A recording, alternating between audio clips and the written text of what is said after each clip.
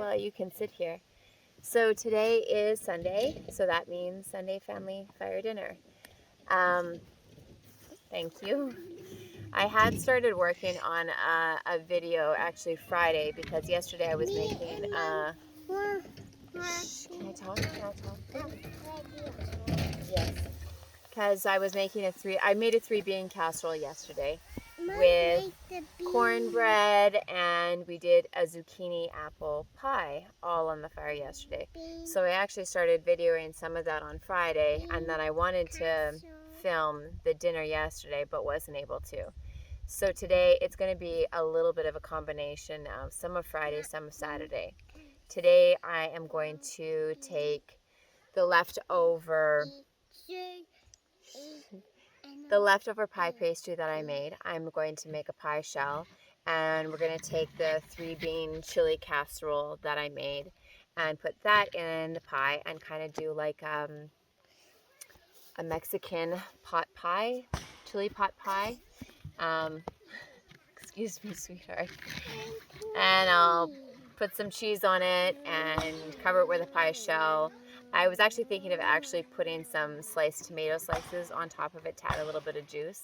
The 3-bean chili casserole that I made yesterday was really, really good with the cornbread.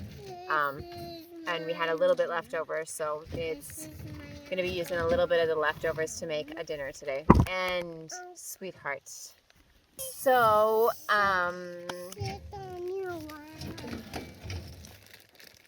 it's about 2 o'clock, so I won't be starting quite on the dinner yet. But Mom, here. It's about 2 o'clock, and I gotta hang some laundry, and then I'm gonna start getting the dinner made because the chili. Yes, you can. Do you want to put this in the wheelbarrow, and I'll put the laundry in there.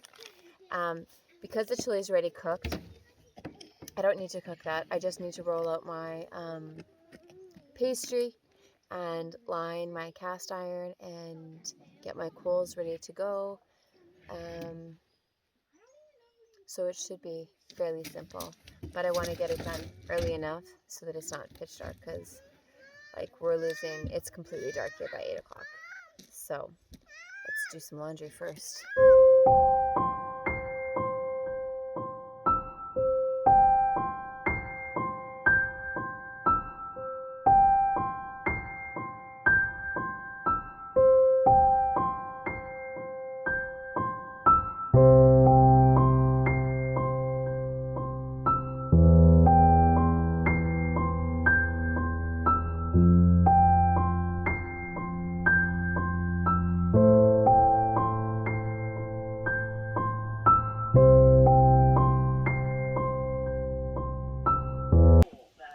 So I have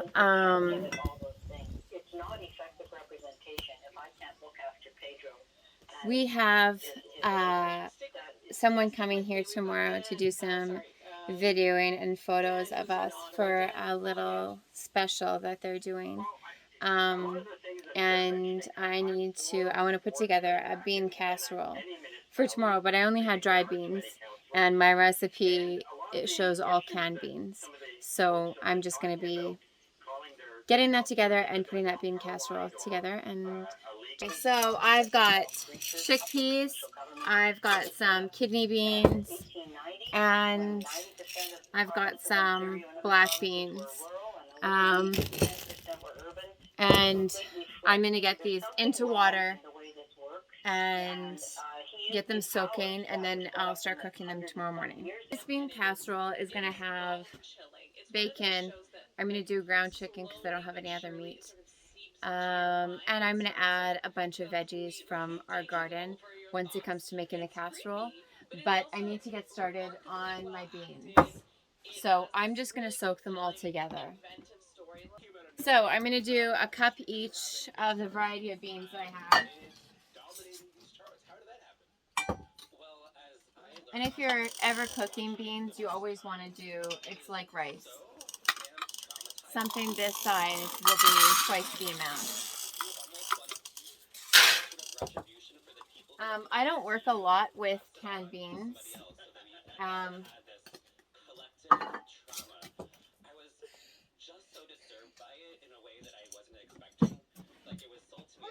I don't work a lot with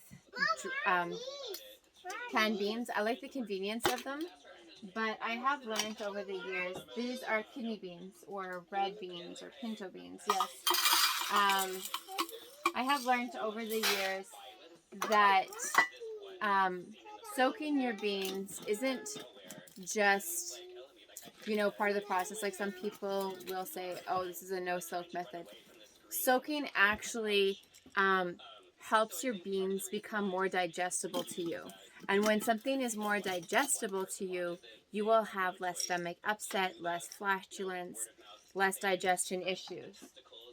So soaking the beans, especially if you add a little bit of like apple cider vinegar, I can't remember the chemical that it is that you're trying to break down. But the fiber that you're trying to break down is the same fiber that will make you have stomach upset. Hey, can we not eat these beans, please? Okay, good. You had a bite? Yeah? So when you soak beans, especially when you add like a little bit of apple cider vinegar or like a kombucha or whey, you add a probiotic aspect that helps break down the bean so that your body can digest it more. And when your body is able to, then you have no sorts of issues. And a lot of people tend to stay away from beans because of that. So there's our beans for tomorrow's casserole. And I did 3 cups of beans. So I'm going to do at least 6 cups of water because they are going to double in size. So because I have a big jug of water, I am not going to measure cup by cup by cup. I am going to do a lot of water.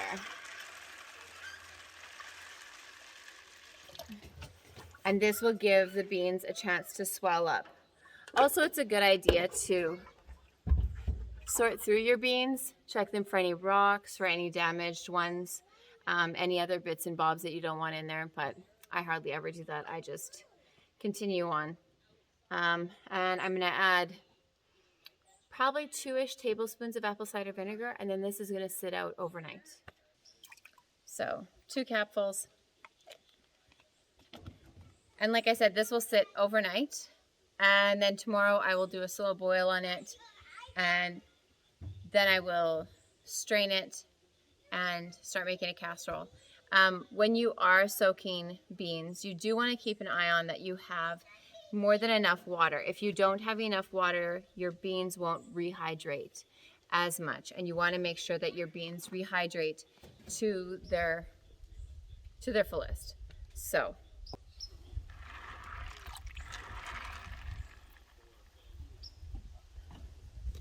I like the alrighty. Our beans have soaked overnight with apple cider vinegar, and they are nice and plump and ready to be boiled. For what? For bean casserole tonight. So normally you should drain this water and rinse them, but because we're kind of short on water here, I'm actually just going to bring this bowl up to, well, I'll put it in a pot. Bring this to a boil and then let it simmer on the barbecue till the beans are at their desired doneness. I like to do them a little bit al dente because they are going to be then cooked in a casserole, and I don't want them to go mushy. So I don't recommend doing what I'm doing by using the old soaking water, but this is what I have. We are short on water, so I try to minimize tossing my water, and I'm going to try this method and see if it works. So, but if you're up for experimentation, try it. If not, rinse your beans and give them fresh water. But I am going to get these boiling now.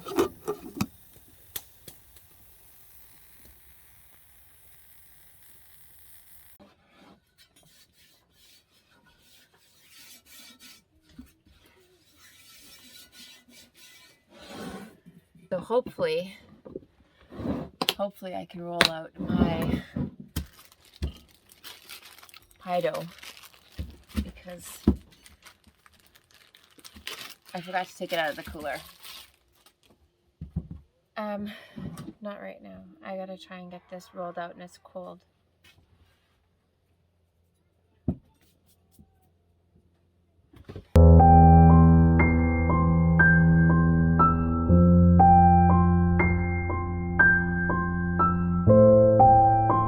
Okay, I wouldn't normally recommend overworking your dough like that, but it was cold and it needed to warm up to mold together. So now I'm gonna roll it out, get it in the pie, and we'll top it.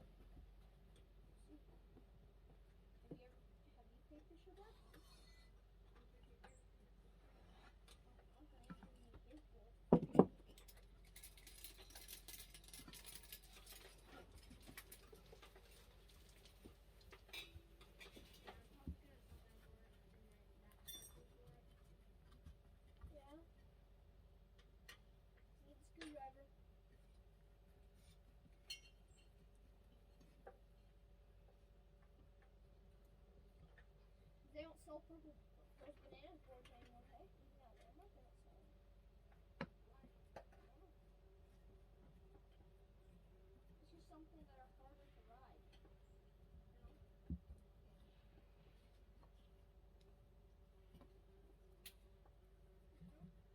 Can you find me a smaller screwdriver? Please. So this is the chili I made last night, and I am just going to plop it in.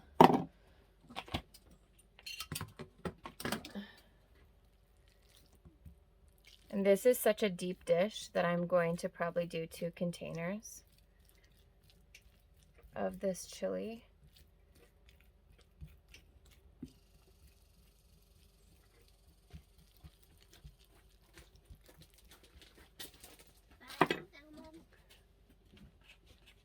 You can grab me out the other pie crust because I need to put a topping on.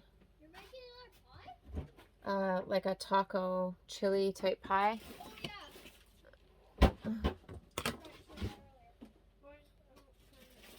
Could I make just cut designs in it, Mom? If the dough's on? Yeah, sure. That sounds like a great idea. I just have to work that dough first, and then you can do it. Like after the dough gets put on? Yeah. Hey, go wash your hands, please. So my boy's gonna do the top for me. He's just gonna like do some cutouts. We'll just keep it very simple. So to make this, Friday night I did 1 cup each chickpeas, red beans, probably like a kidney bean, and a turtle or a black bean. You can mix up any of your beans that you want. And I soaked them overnight. The next day I did a slow boil with, start over. Friday night I did roughly 3 cups of mixed beans, and I soaked them with about 2 tablespoons or 2 capfuls of apple cider vinegar, and I let that soak overnight. Normally you would rinse and drain your beans.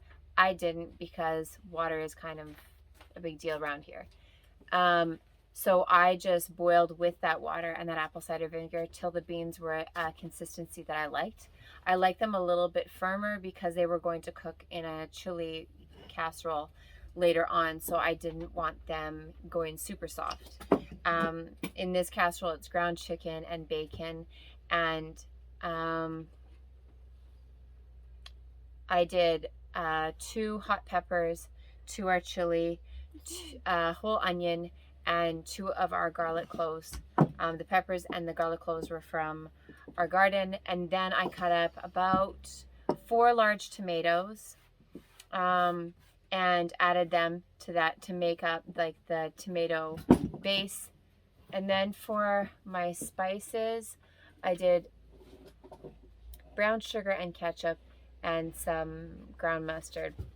But I'll leave the whole recipe in the comments. So now we're just going to top this pastry and get it cooking. And roughly pastry should be about 40-ish minutes at about 400 degrees. So I've got the barbecue preheating. Have you put the top on yet? No.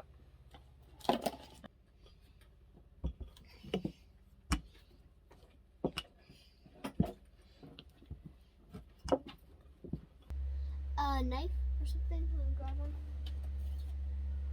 Back here. Design.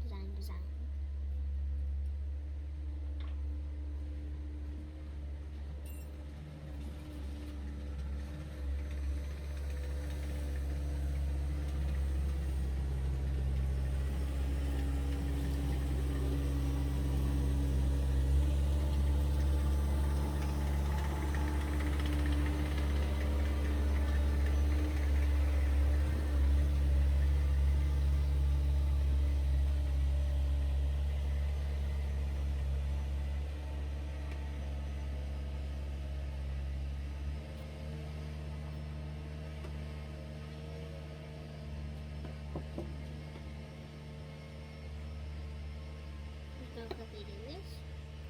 That's quite a large knife to be using.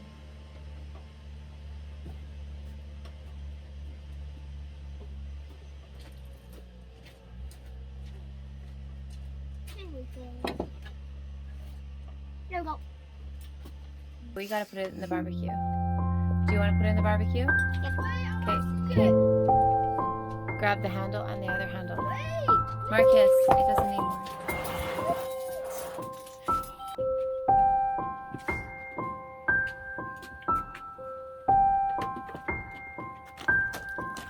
It's heavy, hey? Okay, be careful because it's on. So you want to just put the end on and slide it in the middle. Just like that.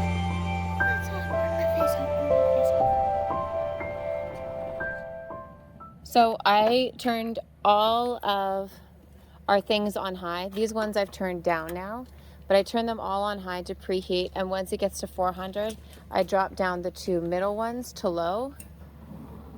And so the two middle ones are on low, the other two are on the high heat, and it should stay at 400 degrees.